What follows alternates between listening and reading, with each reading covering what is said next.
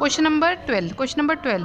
A triangle ABC is drawn to circumscribe a circle of radius 4 cm such that the segments BD and DC into which BC is divided the point of contact D. BC is divided by the point of contact D of length 8 cm and 6 cm. Find the sides AB and AC. देखिए इसमें question देखिए, question number हमारे पास क्या है, question है ये आपका question number 12. तो क्वेश्चन नंबर 12 में क्या दे रखा है, a triangle ABC circumscribe a circle in which segment BD and DC are 8 and 6 centimetre respectively. अब यहाँ पे देखिए आपको निकालना है AB AC निकालनी है, AB और AC की लेंथ फाइंड करनी है. तो आप यहाँ क्या लिखेंगे, सबसे पहले देखिए यहाँ पर अगर हम ध्यान दें, अभी हमें क्वेश्चन के बारे में कुछ भी नहीं पता, तो हम कर सकते हैं क्या कि हम ये देख सकते हैं कि जो टेंजेंट है ना, एक्सटर्नल पॉइंट से आप ड्रॉ करते हैं, तो एक्सटर्नल पॉइंट से ड्रॉ करते हैं उनकी लेंथ इक्वल होती है. तो आपके पास यहाँ 3 एक्सटर्नल पॉइंट बनते हैं A B C.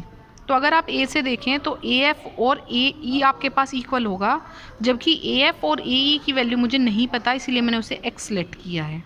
B से देखें तो BD और BE इक्वल होगा, जबकि मैंने BD की वैल्यू आपको 8 सेंटीमीटर लेट की है. हमारे पास BD 8 था तो BE भी कितना हो गया, 8 सेंटीमीटर. इसे हमने लेट नहीं किया क्योंकि एक्सटर्नल पॉइंट से बनाई गई टेंजेंट की लेंथ इक्वल होती है, इसलिए BD और BE इक्वल हैं. ऐसे ही C से देखने पर CD और CF इक्वल होगा, तो CD आपके पास 6 था, CF भी कितना हो जाएगा, 6. तो इसी तरीके से आपका इसी परिप्रेक्ष्य में AB की वैल्यू मिल गई. AB की वैल्यू क्या होगी, x + 8. BC की वैल्यू कितनी होगी, x प्लस हमारे पास 6 + 8 होगी, मतलब कितना होगा, 14. और AC की वैल्यू कितनी हो जाएगी, x + 6 सेंटीमीटर. और जब भी आपको तीनों साइड दी होती हैं तो एरिया ऑफ ट्रायंगल निकाल सकते हैं बाय यूजिंग हेरोन्स फार्मूला. तो हेरोन्स फार्मूला क्या होगा आपके पास, उसके लिए हेरोन्स फार्मूला लगाने से पहले आपको सेमी पैरामीटर आपको इसमें सॉल्व करना होगा. सेमी पैरामीटर कैसे निकलता है, A + B + C/2. तो A की वैल्यू x + 8, B की वैल्यू 14 और C की वैल्यू x + 6/2. S = क्या हो जाएगा, 2x + 28/2. x + x मतलब 2x + 28/2. तो 2 से आप कॉमन ले लेंगे, अगर आपने 2 कॉमन लिया तो ये बन जाएगा x + 14/2. 2 से 2 कैंसिल कर दिया, तो s की वैल्यू कितनी हो जाएगी, x + 14. अब आप एरिया ऑफ ट्राइंगल ABC निकाल सकते हैं, तो वो क्या होगा, s × s - A, s - B और s - C. s की वैल्यू कितनी है, x + 14. s की वैल्यू x + 14 माइनस a, देखिए a की वैल्यू x + 8 थी, जब आप माइनस से मल्टीप्लाई करेंगे तो -x - a. s की वैल्यू x + 14 और जब आप b लिखेंगे तो -14. s की वैल्यू x + 14 और जब आप c लिखेंगे, c की वैल्यू थी आपके पास x + 6, पर माइनस की मल्टीप्लाई होने से क्या हो जाएगा, -x - 6. आपका क्या, आप देख रहे हैं अगर क्वेश्चन को ध्यान से, तो x से x कैंसिल, यहाँ पर 14 से 14 कैंसिल, यहाँ पर x से x कैंसिल, तो ये हो जाएगा x + 14. यहाँ 14 में से 8 जाएगा 6, यहाँ बचेगा x और यहाँ 14 में से 6 जाएगा 8, तो 6 8 जा 48, x × x + 14. ये आपका एरिया ऑफ ट्राइंगल ABC आ गया. बट इस क्वेश्चन को जो हमने सॉल्व करना शुरू किया था, इसीलिए सॉल्व किया था ताकि मुझे x की वैल्यू मिले, क्योंकि x की वैल्यू मिलती तभी आपके पास AB और AC की वैल्यू मिलती, और हमारे पास x की वैल्यू तो आई नहीं. तो हम क्या कर सकते हैं, अब इसमें दूसरी चीज़ आपको अपनानी होगी. अब आपको क्या करना पड़ेगा, अपने ये वर्टेक्स को सेंटर से मिलाना होगा. आपने वर्टेक्स को सेंटर से मिलाया तो आपको 3 ट्रायंगल तैयार हुए. पहला है AOB, दूसरा है BOC और तीसरा है AOB. जब आप AOB ट्रायंगल देख रहे हैं तो AOB ट्रायंगल क्या होता है, 1/2 बेस मतलब AB और हाइट क्या होगी आपकी, रेडियस. देख लीजिए परपेंडिकुलर है ना, तो ये हाइट है तो ये रेडियस होगी. BOC में देखेंगे तो BOC में क्या होगा, बेस होगा BC और हाइट होगी आपकी OD, और OD क्या है यहाँ, रेडियस. ऐसे ही AOB में देखेंगे तो AOB में अगर आप देख रहे हैं तो AB क्या होगा, बेस और हाइट हो जाएगी OE.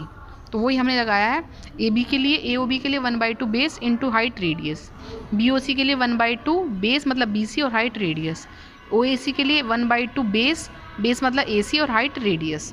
तो आप क्या करेंगे, 1/2 और रेडियस कॉमन लेंगे तो ये बचेगा AB + BC + AC. AB की वैल्यू x + 8, BC की वैल्यू 14 और AC की वैल्यू x + 14. यहाँ रेडियस कितना था आपका, 4 सेंटीमीटर था ना, हमने 4 सेंटीमीटर लिख दिया. 2 से कट किया तो ये 2 बच गया. x + x कितना होगा, 2x.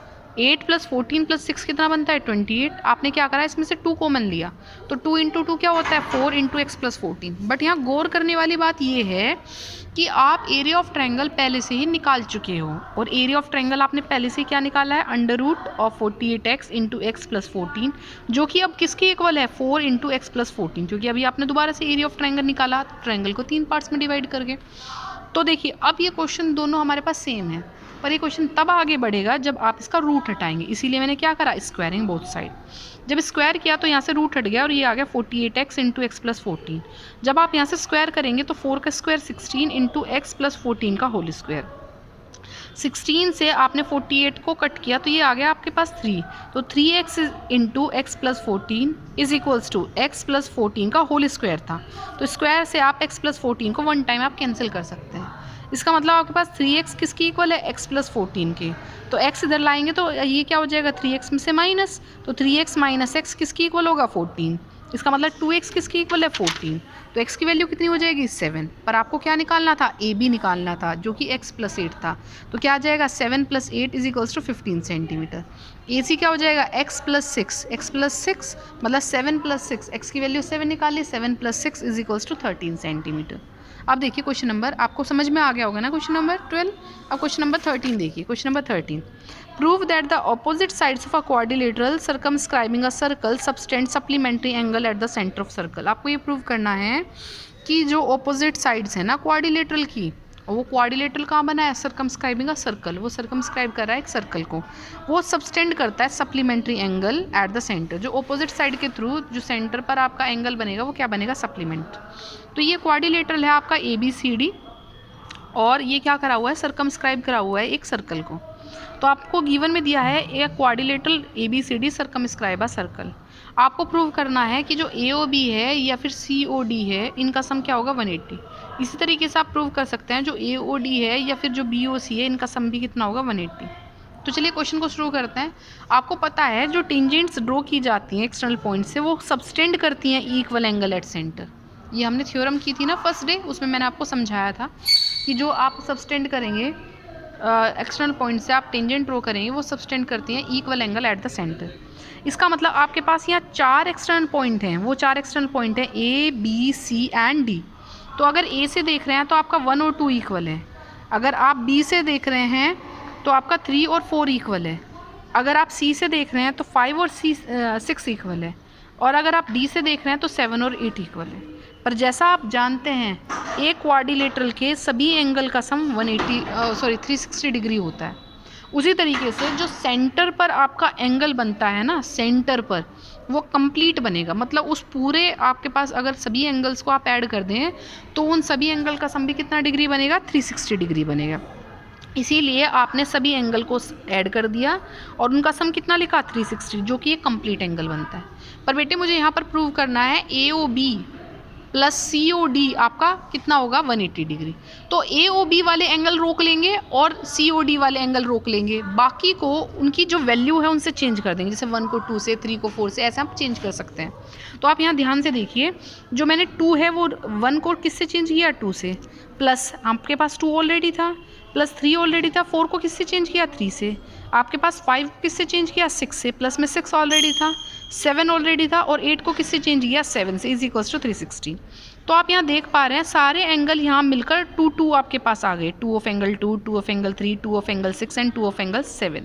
इसीलिए आपने सभी में से 2 कॉमन लिया, तो क्या बचा, एंगल 2 प्लस 3 प्लस 6 प्लस 7, और इनके बाहर आपने क्या लिखा, इनटू में 2। तो 2 से अगर आप 360 डिग्री को काटेंगे तो ये 180 आएगा।